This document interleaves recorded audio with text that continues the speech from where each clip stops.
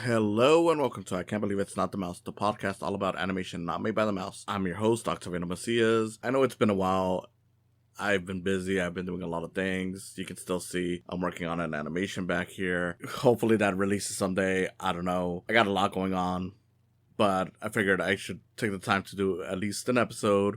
So I'm going to be talking about an adult animated feature, recent release. As of this moment, it's only been out for one day, but I'm sure once this video goes up, it's been out for a while. The Genndy Tartakovsky animated feature film, Fixed. Before we get started, I just want to say, if you're listening to this on YouTube, go ahead and give it a like, subscribe to the channel, feel free to comment, and ring the bell for notifications. Also, if you're on Spotify or just any other podcast site, follow this show on those platforms. A lot of you are probably unaware of this movie. It's not that it hasn't gotten any kind of wide release or anything. It's on Netflix, so it's widely available for you to watch. It's just that Netflix kind of sucks at promoting their stuff. A lot of movies just come out, get buried, we forget about them.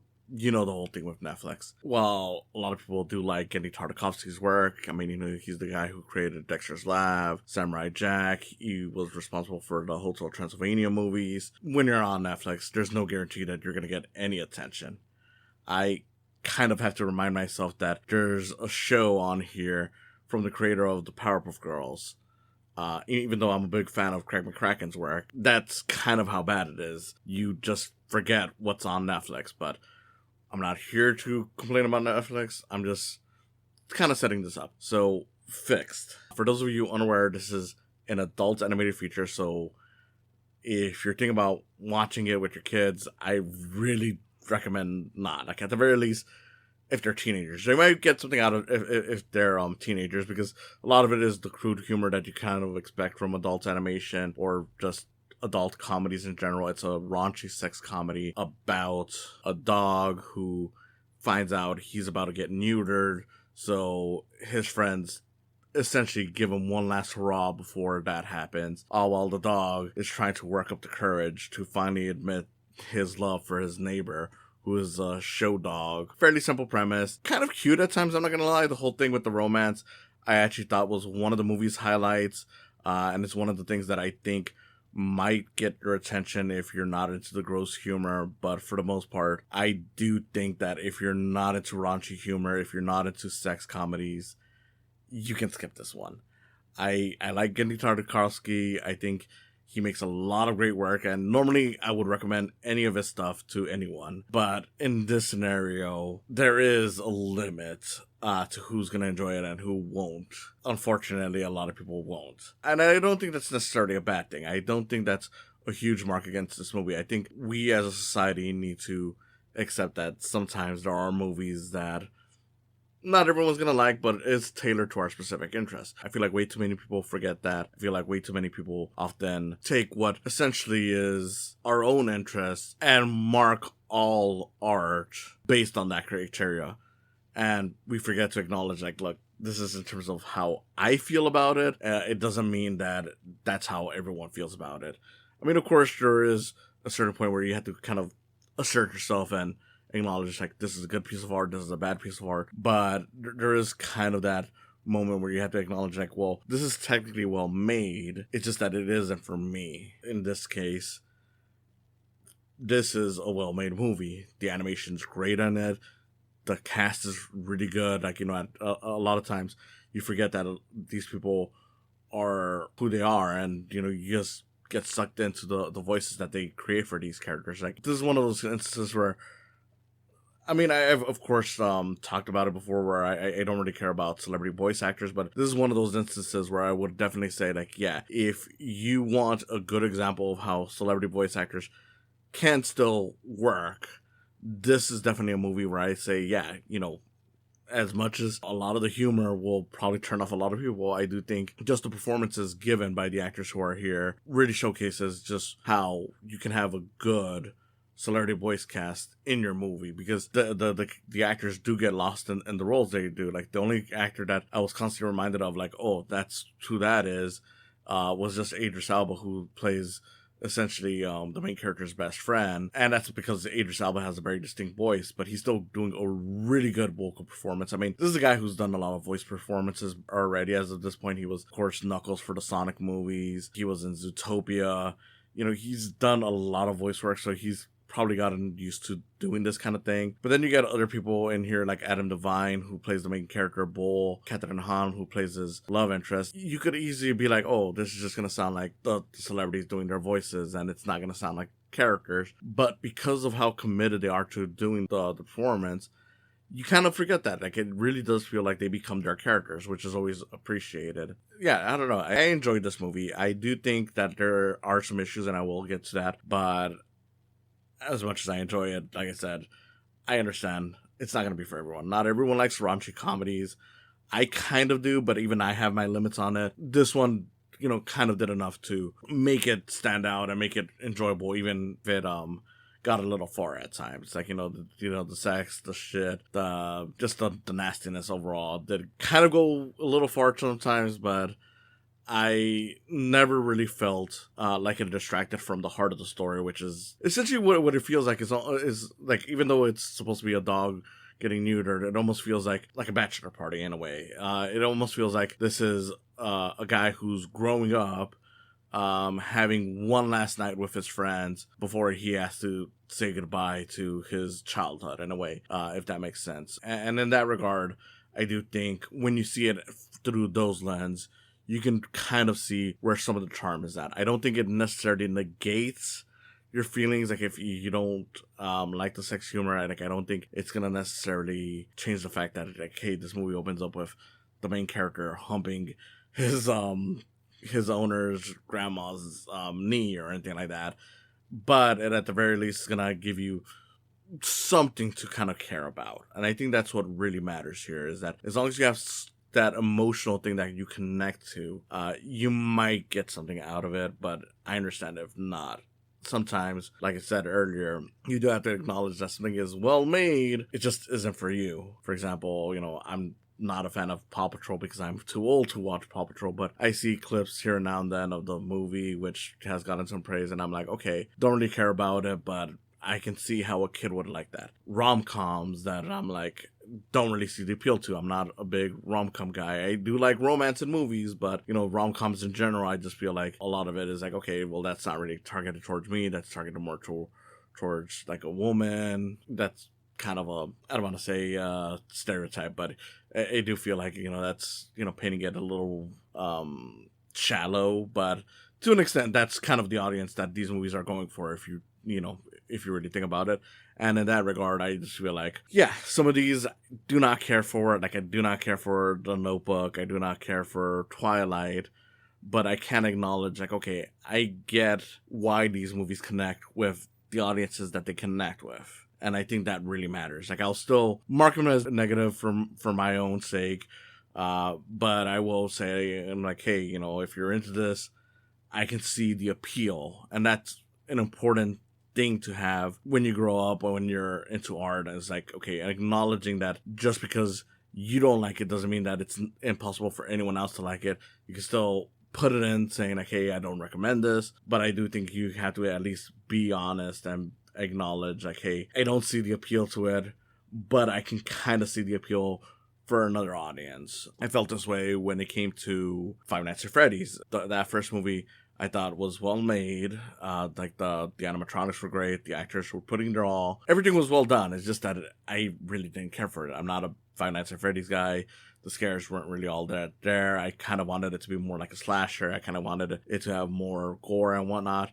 But I had to acknowledge, like, well, the audience for these movies are going to be kids. And on top of that, it's kids who have played the games, and this is not how the games play out.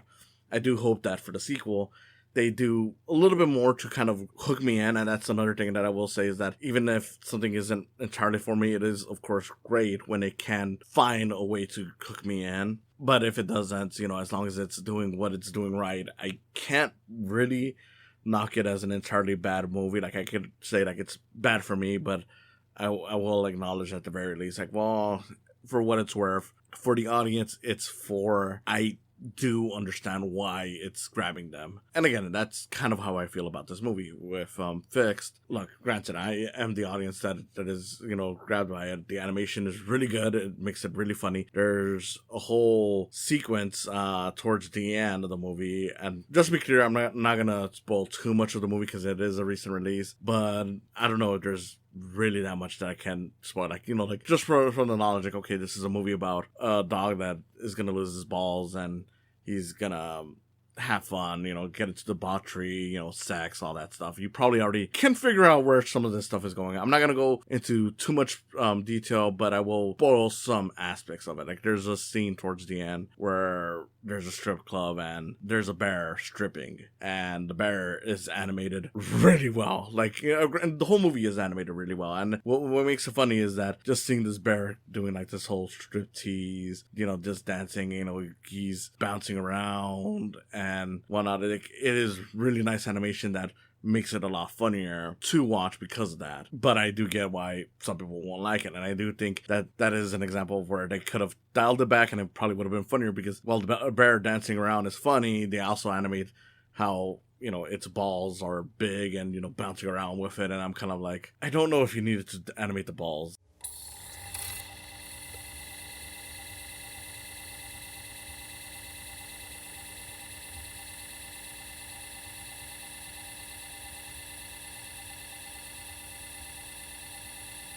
I don't know, I feel like you could have done it. Like, it's still in a very adult scene. Like, I'm not gonna be showing a kid a bear striptease scene. It's just that now with the balls, it's like, oh yeah, I definitely can't show it to a kid. I don't know. Like I said, it was already adult enough as it was. You didn't really need to animate it like that. But at the same time, I can't deny that I get laughs out of that. And then, there's stuff like that throughout the movie. There's a bunch of sexual acts. Climax of this movie has honestly something that was very nasty, but I was kind of laughing really hard at, where the main character kind of does an act of love or sacrifice or whatever you want to put it for his love interest. It's, again, really nasty because it's a sexual act that you don't want to see in a cartoon, but at the same time, I can't deny it's very funny, and it's something that I won't forget. Also, it's gonna be something that'll probably offend some people, because aside from the fact that it's very nasty, very sexual, it's essentially rape.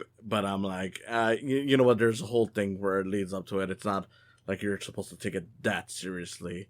I understand if that is not for you. I kind of think at a certain point you really do have to acknowledge, though, that, hey, this is a goofy comedy, so, sure, whatever. But yeah, it's just stuff like that. I mean, I like the cast in it, like I said earlier. The other friends that the main character Bull has, aside from, having like the Idris Elba character, he has one that's voiced by Bobby Monahan and another one that's played by Fred Armisen. The most memorable one of the bunch is the Idris Elba character, because he's like the big tough dog. The other ones where it's like, here's the weird dog that eats shit, and it's just like, we don't know what his deal is.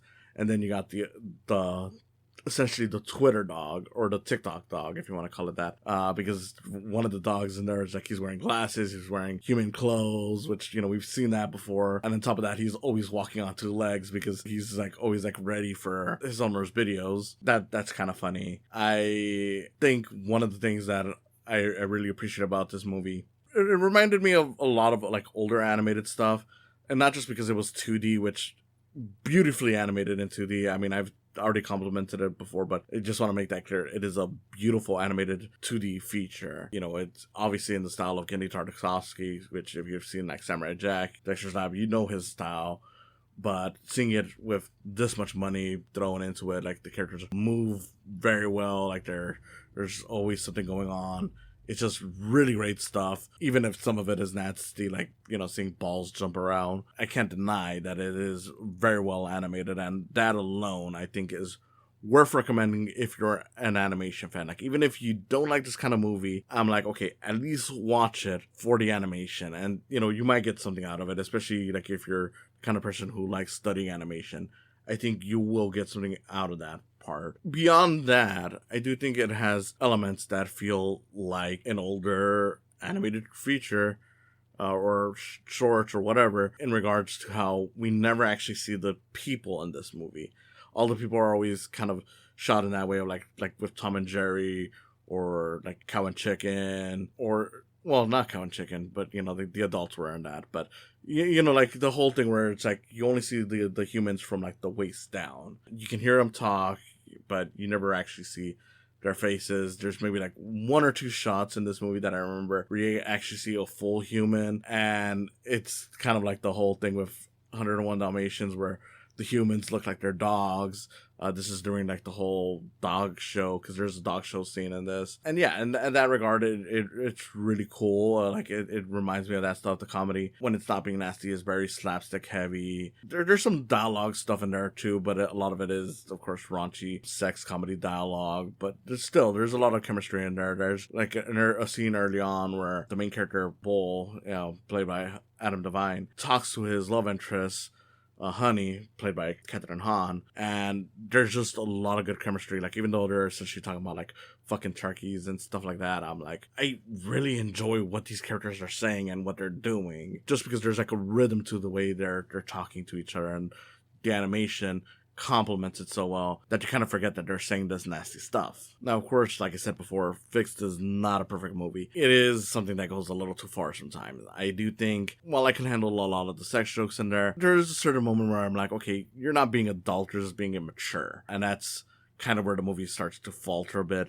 It's like, okay, you didn't need to animate the balls all that often. It just feels like, you know, you're overdoing it. Like, I don't even mind the fact that at some point, you know, the main character imagines his balls as like actual characters. That I don't mind. It's like, okay, you know, you're doing it for a joke, it's good, it's fine. But there's times where it's like the character's just walking around and we're seeing it, and it's like, why? We don't really need that. Some of the dialogue really does feel like we're saying fucking shit, not because the script demands it, but because we know that we got the R rating, so we might as well throw it in as much as possible. Essentially, it reminds me a lot of just like an actual kid that just realized that these things exist, and you know, all in on saying these words, not because they found a way to, you know, express themselves, but because they think it's funny. And unfortunately, a lot of it is not funny. I can understand to an extent that some animators working on this might have found it funny, just because like, hey, we normally don't do this, we're normally doing kid stuff, so having the freedom to do these things makes it a little more fun to do. But I don't know, it's not something that I really care for. Not to make this into a comparison video, but I do think, going by Sony's last R-rated animated feature, which was Sausage Party, I preferred that, mainly because while it is another movie that deals with sex and it's character swearing and whatnot, I feel like that one restrained itself a little bit more, and that's probably because it was done by people who are normally more associated with R-rated features. You know, you had Seth Rogen involved with it and whatnot, and because of that, they knew when to dial it back a little bit. It still goes too far in some scenes, but I feel like when it goes too far in that movie, it's more justified than it is with this movie, which kind of sucks, because I do think that animation-wise, Fixed is a much better animated movie. Not just because I prefer 2D, but because the 2D is done really well versus Sausage Party, where the CG was bad even for its time. I mean, it was decent, like it's watchable CG, but it's not anything that, you know, is truly amazing CG. And, you know, of course, the character designs and Fixed, even ignoring how they're animated, just the character designs themselves is much better. But as a movie as a whole, I think Sausage Party worked better because it actually knew when to dial it back, and knew how to use it, and it was trying to say something with its language, with its with the sex, and with everything. Like, it was making a comment about religion, it was poking fun at Pixar movies. It was doing a lot that I think just handled way better. But again, I don't want to make this into a comparison video. I do think that for what Fixed does, it mostly succeeds. It doesn't really fail all that often. It's just that I do wish that I had dial it back, not just because I think it goes a little too nasty, but because I just don't think it needed to be there. I do like the idea that, in a way, we're kind of viewing this from the perspective of dogs, so I kind of get them being like this because, like, hey, dogs have more of a one-track mind compared to humans, so it makes sense that they'd be thinking about more of these things than we would. But again, it needed a better balance. I do find it kind of interesting that this is technically not the first R-rated dog feature within this decade. We had Strays, which was a live-action movie, very reminiscent of stuff like Homeward Bound. They were swearing, talking about sex, but more so it was just swearing. It wasn't really as focused on this. Like, I'm not gonna be saying that this is that movie. Like I said, that one was more of a Homeward Bound thing. This one is just one last night with your boys. It's essentially a bachelor party movie. But with Strays, it's still coming from the same kind of place in terms of the humor. The characters are swearing. A lot of it felt like it was unnecessary. Between the two of them, I do think this is the better one just because it is animated. You get away with a lot more fun things to look at versus with Stray, since it was live action. The dogs are much more limited in terms of reaction.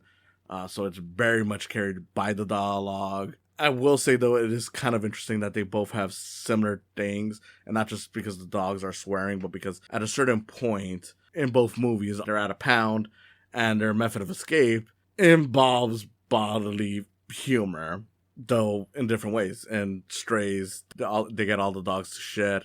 In this movie, all the dogs start peeing, and I do think that this movie does it better just because the animation and the music that plays, it's a lot funnier.